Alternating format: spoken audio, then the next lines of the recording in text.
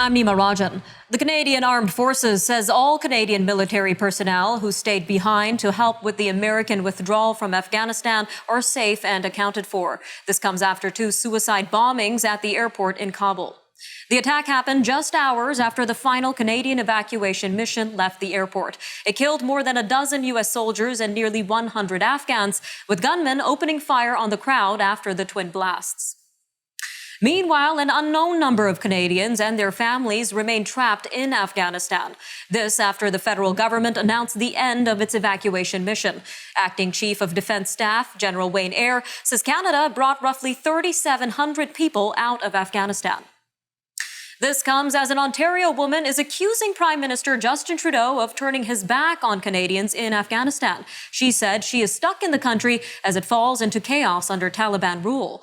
The woman, who goes by Zak, says she left her 3 grown children at home in Brampton and traveled to Afghanistan to get her parents to safety. But now Ms. Zak fears that she will die there. She says she tried to leave the country before the deadline, but was beaten by Taliban members and pushed away from the airport gates in Kabul. 2 of the 3 main party leaders are in Ontario today, while the Conservative leader spends time in 2 Atlantic provinces. Liberal leader Justin Trudeau began day 13 of the election trail with an announcement in Mississauga, west of Toronto. NDP leader Jagmeet Singh was in the Northern Ontario community of Thunder Bay, where he'll discuss health care under a new Democrat government. He will also meet with candidates, supporters, and regional First Nations leaders. And after spending the past several days in Ontario, Conservative leader Erin O'Toole was in Nova Scotia and Newfoundland and Labrador. CIBC's chief executive is defending Canada's banking sector. This comes the day after Liberal leader Justin Trudeau made an election campaign pledge to raise the tax rate for the industry.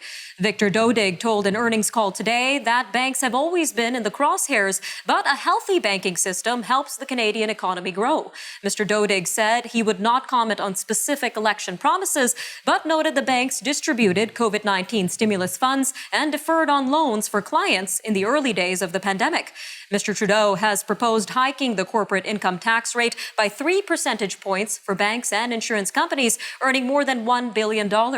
He says they have come into windfall profits because of economic stimulus measures from the government. First Nations leaders are calling for government intervention to help a remote northern community where 3 people died in a 36-hour span last week. Mental health crisis teams have been deployed to the Winnimin Lake First Nation following the quick succession of deaths, including 1 suicide. But Grand Chief Derek Fox of the Anishinaabe-Aski Nation says federal and provincial support is needed because there's no telling how many people have been traumatized. Grand Chief Fox says he is concerned that the deaths could set off a chain reaction. The World Health Organization wants wealthier countries not to offer COVID-19 booster shots to allow poorer countries the ability to access more vaccines. Meanwhile, COVID-19 hospitalization rates in several provinces continue to creep up as the 4th wave of infections rises before children head back to school. It will be a little easier for Canadians traveling to the UK starting on Monday, with the British government lifting the requirement to quarantine upon arrival. However, travelers will still need to take COVID-19 tests within 3 days before leaving for the UK and another one 2 days after arriving. Canada has been added to the UK's green list for travel. This comes nearly a month after Britain announced those coming from the US or Europe would be allowed to enter without quarantining. The National Spy Overseer says the RCMP is investigating a cybersecurity breach. It says the hack resulted in the theft of 2 files and the compromise of personal information. The National Security and Intelligence Review Agency says that between March 9th and the 19th, a hacker gained access to an agency network. The agency says individuals affected by the theft have been directly notified, with a few exceptions.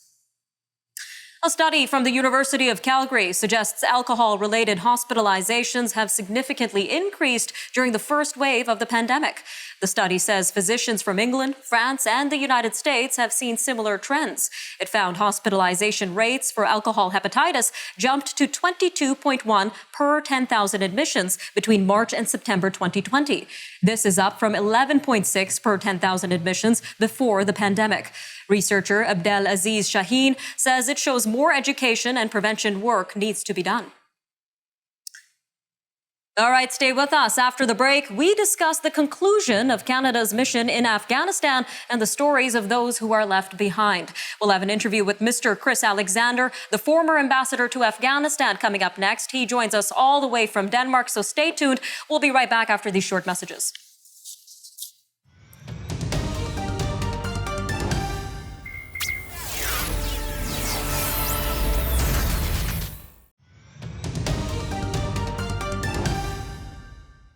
Afghanistan is not dead, it's wounded. These are the words of Afghanistan's acting president, Amrullah Saleh.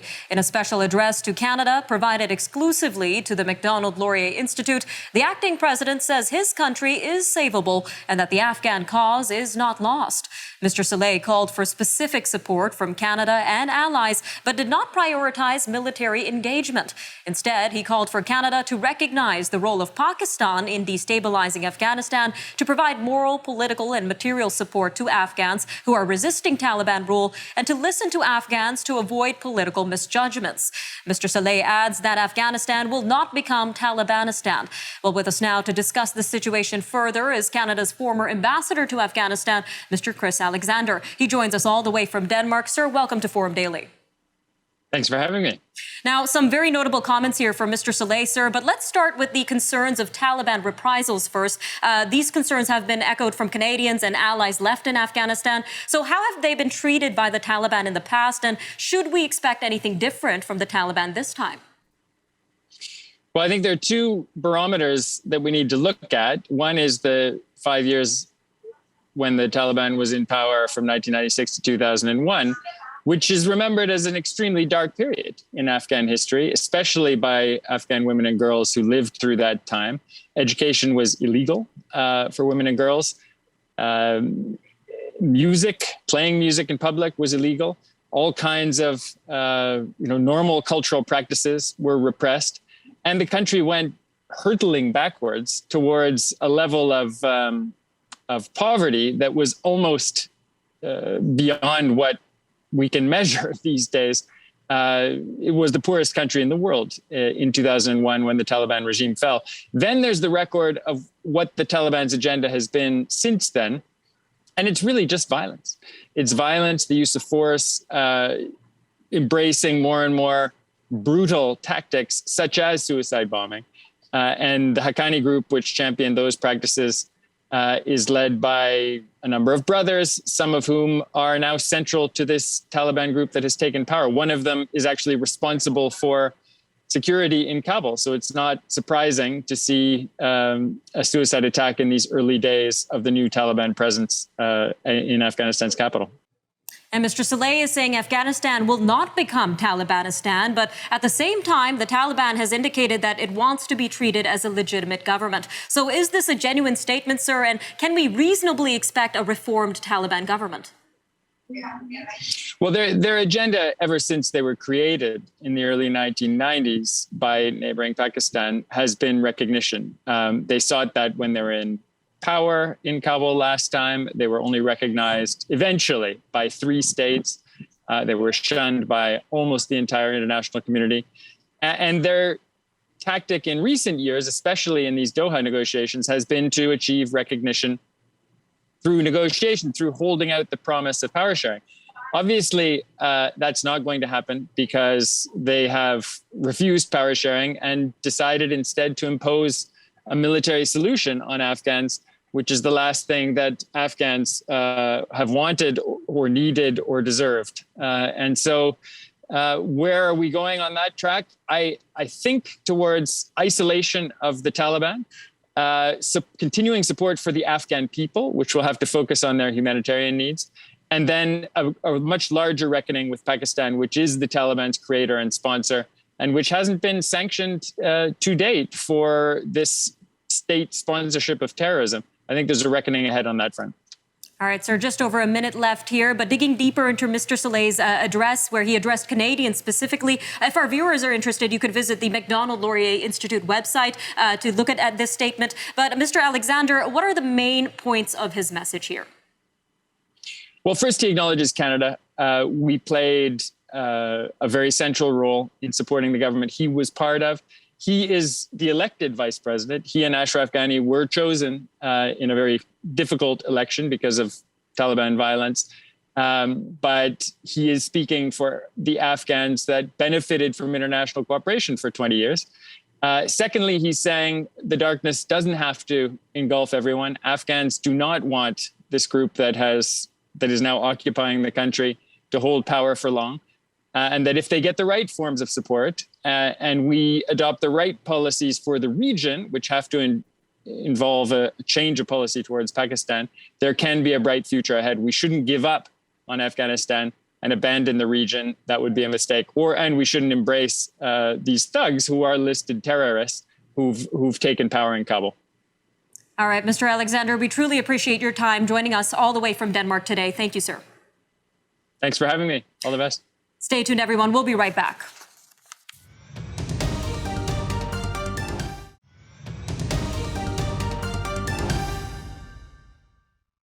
An Afghan native now living in Surrey, BC, is calling Thursday's attacks at the Kabul airport devastating and horrific. Jamshid Arifi says the attacks have made him even more desperate to get his mother and 3 siblings out of the country. Mr. Arifi, who runs the Afghans in Vancouver Facebook page, says all human rights advocates are at risk if their hiding place is discovered by the Taliban. He says the Canadian evacuation operation has moved too slowly, and he's also critical of the decision to begin an election campaign during the crisis in Afghanistan. After weeks of burning out of control and forcing thousands of people from their homes, 2 of the largest wildfires in BC are now considered to be held. The BC Wildfire Service says the Sparks Lake fire between Kamloops and Ashcroft has been contained. The same goes for the Tremont Creek blaze burning south of Kamloops Lake and just outside Ashcroft. There are currently 240 active wildfires in BC, and the province has about 45 evacuation orders and 90 alerts still in place. Vancouver police say they are searching for the owner of $12,000 worth of dental gold, including fillings, caps, and bridges, that was recovered in June during a stolen property investigation. Police say this kind of gold is a scrap metal removed from people's mouths by dentists. Investigators believe it may have been taken during a break and enter at a dental office or at the home of someone who had been collecting it. Plans are underway to create a permanent tribute for victims of Canada's residential schools. A vandalism-damaged temporary site, which includes hundreds of children's shoes, stuffed animals, and a small bicycle, was blessed by Indigenous elders in a pipe ceremony yesterday. The ceremony also marked a commitment between the city and Calgary's Indigenous and Métis communities to work toward a permanent memorial for the children who died. A plaque has been dedicated in Moose Jaw to the last Commonwealth soldier killed during the First World War. The plaque will be installed on a rock in Crescent Park in memory of Private George Price. He enlisted in Moose Jaw in October 1917 before heading overseas to join the war effort. After a few months of fighting, Mr. Price was killed by a German sniper just 2 minutes before the ceasefire that ended the war. The plaque was commissioned by the Friends of the Forces Fellowship. Members of a Winnipeg family who were visiting Afghanistan for a wedding are now stuck in Kabul after Canada's evacuation mission ended yesterday. Mr. Hamid, who identified himself only by his first name in order to protect his family, says his mother, father, and 3 sisters have been desperately trying to leave the country ever since the Taliban regained control of Afghanistan. A rally is planned for Saturday outside the Manitoba legislature to raise awareness about the situation in Afghanistan. There are now 3 contenders in the race to replace Manitoba Premier Brian Pallister. Shannon Martin, who was first elected to the legislature in 2014, says the government has ignored the party grassroots and must reconnect. He joins former Health Minister Heather Stephenson and former Member of Parliament Shelley Glover in the leadership battle set for October 30th. All staff working at a certain group of major Canadian long-term care companies are being required to be fully vaccinated against COVID-19 this fall. Employees who work at Chartwell Retirement Residences, Extendicare, Responsive Group, Rivera, and Sienna Senior Living have until October 12th to get their 2 doses of COVID-19 vaccine. Staff who refuse to get their shots will be put on unpaid leave. Vaccines will be a requirement for all new hires, students, and other personnel. Licensed cannabis producers in New Brunswick will be allowed to sell their own products at their facilities. Crown-owned Cannabis NB has announced a Cannabis Farm Gate program. CEO Lori Stickles says the program will increase visibility for local licensed producers and create potential tourism opportunities. Some people in Halifax are expressing worry over rapidly rising rents in the city as the end of rent control looms. The provincial cap is set to end next February or when the COVID-19 state of emergency is lifted, whichever comes first. Resident Matt Whalen says he was informed that his rent would increase by $100 a month starting next May to $1,565. Mr. Whalen says he's worried that future rent increases will be even more drastic once the 2% cap is lifted. A mixture of citizen and government-led efforts is being credited for a steady drop in moose vehicle collisions in Newfoundland. There are about 117,000 moose living on the island, or about 1 moose per square kilometer of land. Government data shows the number of moose vehicle accidents in the province has dropped by about 28% between 2021 and 2019. That could be thanks in part to a hotline for reporting moose sightings to the media, as well as extended hunting in certain areas along highways. Top news from around the world coming up next as we take a look at the aftermath of yesterday's bombings in Afghanistan. The U.S. Supreme Court allows evictions to resume, and Apple reaches a deal with app developers. We'll have these stories and more news from around the world coming up after the break, so stay tuned. We'll be right back after these short messages.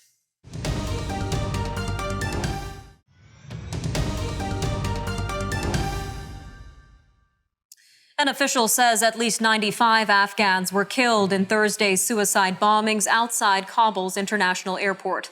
The official spoke on condition of anonymity because they were not authorized to speak to the media. The official said the actual death toll is even higher because others were involved in evacuating bodies. The U.S. Supreme Court is blocking the Biden administration from enforcing a temporary ban on evictions put in place during the COVID-19 pandemic. U.S. Census Bureau data from this month shows roughly 3.5 million people face losing their home in the next 2 months. In an unsigned opinion, the court says the Centers for Disease Control and Prevention, which reimposed the moratorium on August 3rd, lack the authority to do so under federal law. Apple has agreed to let developers of iPhone apps email their users about cheaper ways to pay for digital subscriptions and media. This allows users to bypass Apple's commission system, which generates billions for the company.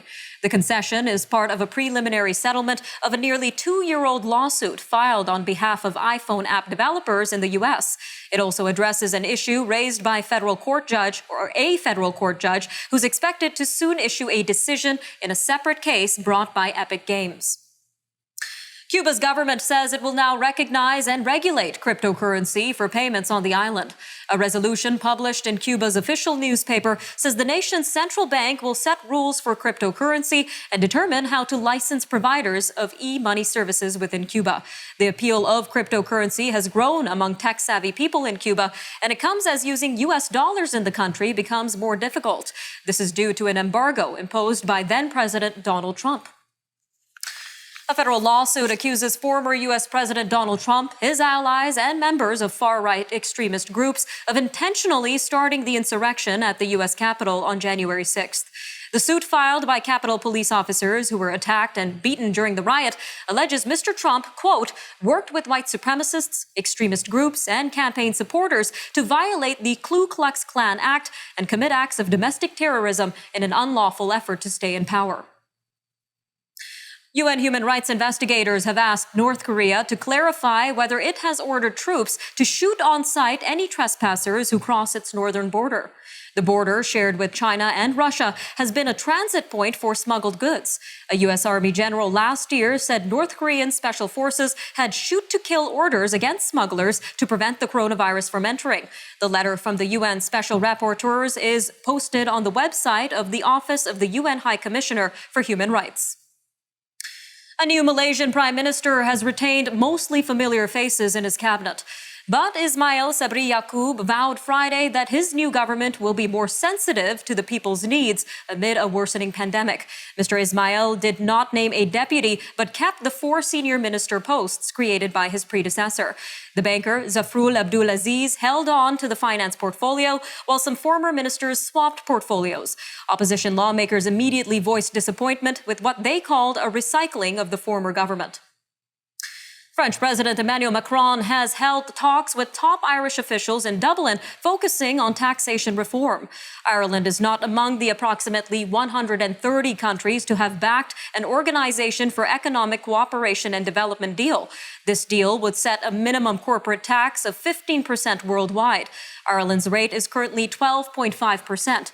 Mr. Macron says that while he believes a common framework made sense for a post-COVID world, it was not for France to put pressure on the Irish Republic. The leader of Tigray forces in Ethiopia has expressed the commitment to a negotiated end to the 9-month war. The conflict has killed thousands and left nearly 500,000 people facing famine. And the United Nations Secretary General warns that there is no military solution. But the prospect for talks remains deeply challenging, as the United States says Ethiopia's government has not responded positively to calls for talks. A school official in northern Nigeria says gunmen have released some of the more than 100 children who had been abducted in May. The kidnapping victims from an Islamic school in Niger State had included children as young as 5 years old. Gunmen have abducted hundreds of students in northern Nigeria this year, and the government has been unable to halt the spat of abductions for ransom. As a result, many schools have been forced to close due to the risk. Well, with cannons firing a powerful salute, a full-sized replica of an 18th century armed merchant ship has sailed into port at the Swedish capital of Stockholm. The Gotbag is drawing crowds in every port that it visits. The nearly 60-meter-long vessel is billed as the world's largest operational wooden sailing ship. It will be used to promote Swedish businesses and culture. The original ship sank in 1745. All right, that'll do it for your look at national and international news for today. I'm Nima Rajan, and this was Forum Daily.